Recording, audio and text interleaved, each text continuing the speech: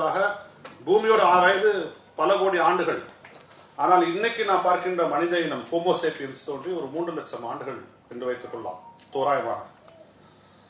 இந்த 3 லட்சம் ஆண்டுகள் மனிதன் முதன்முறையாக பரிணாம மாற்றத்தில் தோன்றிய ஆப்பிரிக்காவில் இருந்து இடம்பெயர்ந்ததற்கான காரணத்தை இப்பொழுது ஸ்மித்சோனியன் இன்ஸ்டிடியூட் வந்து வெளியிட்டிருக்கிறது. ஏன் மனிதன், அதாவது ஆதி மனிதன் ஏன் ஆப்பிரிக்காவிலிருந்து வெளியேறினான் அப்படிங்கிற விஷயத்தை பல்வேறு ஆய்வுகள் மேற்கொண்டு இப்பொழுது வெளியிட்டுள்ளது. அவன் வெளியேறதுக்கான முக்கியமான காரணம் அங்கு ஏற்பட்ட வறட்சி தான் என்பதை நிரூபிக்க முடிந்திருப்பதாக அந்த ஸ்மித்சோனியன் இன்ஸ்டிடியூட் சொல்லுது. வறட்சி வருது, கடுமையான வறட்சி வருது. அங்கிருந்து பிரிந்து செல்கிறார்கள். மிகவும் குளிர்ந்த பகுதியாக அன்றைக்கு பூமி இருந்திருக்கிறது. கடல் உள்வாங்கி இருக்கிறது. நிறைய நிலப்பரப்புகள் புதிதாக விரிந்திருக்கின்றன. மானுட சிந்தனை என்பது தன்னை விரிவாக்கம் செய்து கொண்டே இருப்பதுதான் என்பது அடிப்படையில் மனிதர்கள் ஆங்காங்கே பிரிந்து சென்றிருப்பார்கள். காலங்கள் வறட்சி தீர்ந்த பிறகு, வறட்சி முடிந்த பிறகு ஒன்று கூடி புதிய புதிய நாகரிகங்களை உருவாக்கி இருப்பார்கள். இதுதான் அந்த ஆய்வு சொல்லக்கூடிய விஷயம். அப்ப 3 லட்சம் ஆண்டுகளை தான் இந்த பூமியில வந்து மனிதர்கள் இருக்கும். அதில் நான் மிக மிக முக்கியமான காலகட்டத்தில் அதில் கடந்த 10,000 11,000 ஆண்டுகளால்தான் மனிதன் உற்பத்தி, விவசாயம் என்கிற உற்பத்தியை கண்டறிந்து, உற்பத்தியை நம்ம 10,000 வருஷம் தெரியும், அது விவசாயம் 10,000 வருஷம் தான் கண்டுபிடிச்சோம்.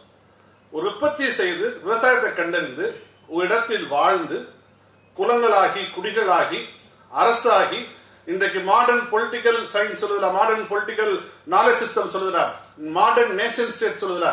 இந்த மாடர்ன் நேஷன் ஸ்டேட் உருவாருக்கு ஒற்றை காரணியாக இருந்தது புவியின் சராசரி வெப்பநிலை +1 இருந்து -1 இருந்ததுதான்.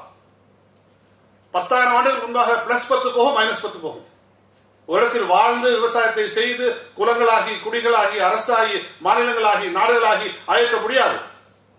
அப்ப இந்த உலகம் இன்றைக்கு இருக்கின்ற மாடர்ன் நேஷன் ஸ்டேட்டாக உருவாக்கான ஒற்றை காரணம் என்பது இந்த புவியின் சராசரி வெப்பநிலை +1 இருந்து -1க்குள்ள வேரியானது தான். அது மாதிரி +10 இருந்து -10 வரைக்கும் போகும்.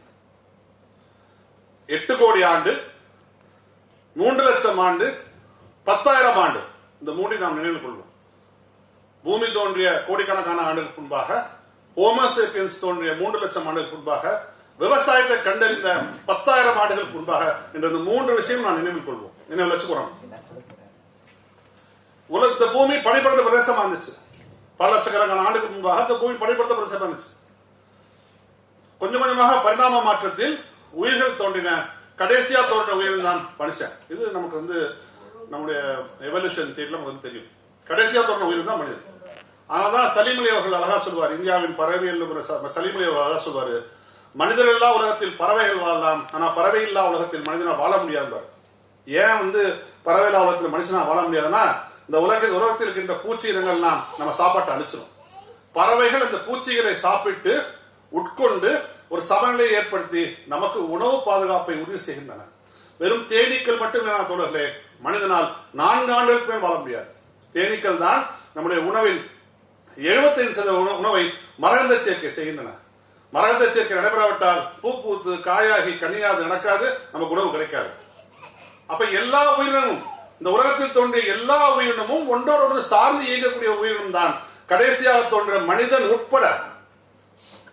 ஆனால் இந்த 8 கோடி 3 லட்சம் 10,000 என்று வாழ்ந்து கொண்டிருந்த மனித இனம் கடந்த 200 ஆண்டுகளில், நான் தேர்ச்சுவோம், இந்த உலகத்தில் உயிர்கள் தலைத்து வாழ வேண்டும் என்றால் வெப்பம் வேணும். வெப்பம் இல்லைன்னா உலகத்தில் உயிர்கள் வாழ முடியாது. இன்னைக்கு நீங்க உலகத்தில் பல்லுயிரம் எங்க அதிகமா இருக்கு பாருங்க. தென் அமெரிக்கா, ஆப்பிரிக்கா, இந்தியா, தென்கிழக்கு ஆசியா, இந்த பகுதியில தான் பல்லுயிரம் அதிகமா இருக்கும்.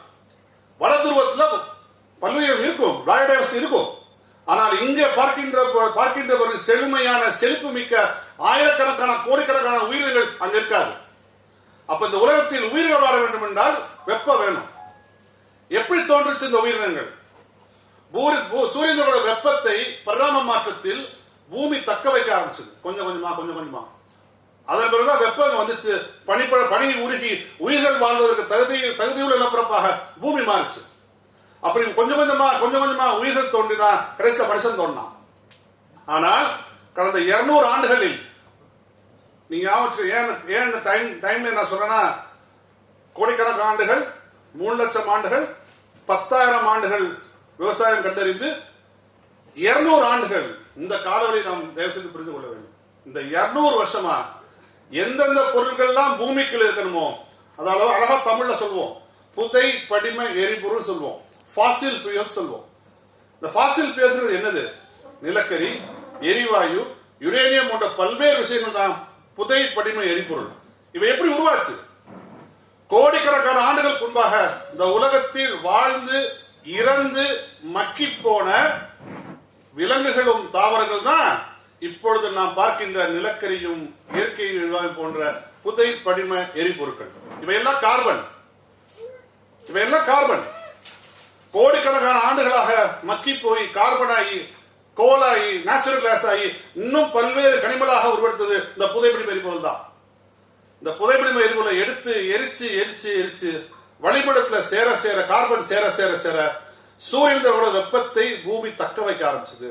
இன்னும் அதிகமாக கொஞ்சம் வெப்பம் வேணும். ஆனா அந்த கார்பன் என்ன பண்ணுதுன்னா சூரியனோட வெப்பத்தை திரும்பி சூரியன் நோக்கி, அட்மாஸ்பியர் நோக்கி, அண்டம் நோக்கி போகிறத தடுத்து இந்த பூமியின் வெப்பத்தை அதிகரிச்சதுதான் நாம ஆங்கிலத்தில் குளோபல் வார்மிங், தமிழ்ல புவி வெப்பமாதல் சொல்றோம். இந்த புவி வெப்பமாதல் தான் இன்றைக்கு உலகம் சந்திக்கக்கூடிய பல்வேறு காலநிலை நிகழ்வுகளுக்கு, துயரங்களுக்கு காரணமாக இருப்பதை நாம் தயவு செய்து புரிந்து கொள்ள வேண்டும் நண்பர்களே.